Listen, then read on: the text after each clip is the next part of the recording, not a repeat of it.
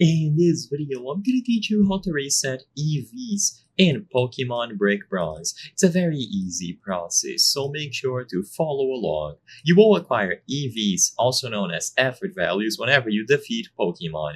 Depending on the Pokemon that you defeat, you will gain a specific EV, for example, +1 in attack, +1 in speed, +1 in special attack, and so on. However, if you defeat the wrong Pokemon and you gain a particular EV that you don't want, for example defense, you can actually reset these EVs.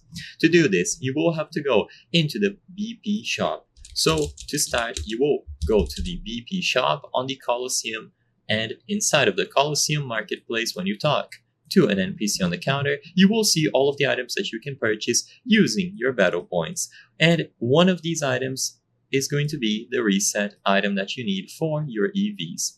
As you can see, they are going to be titled Attack Reset, Defense Reset, Special Attack Reset, Special Defense Reset, and finally, of course, Speed Reset. Each of these will cost you 20 BP.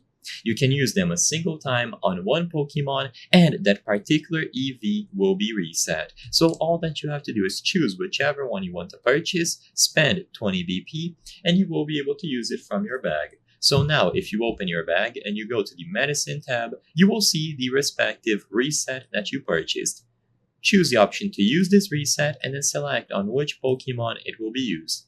It is going to reset all of the EVs of that particular stat. So if you purchased an attack reset, for example, all of the attack points that you gained from defeating Pokemon will be reset, and now you are free to train them once more. If you go over to your Pokemon stats, you will see the graph being reset, and you can now start over, and you can use as many of these as you want.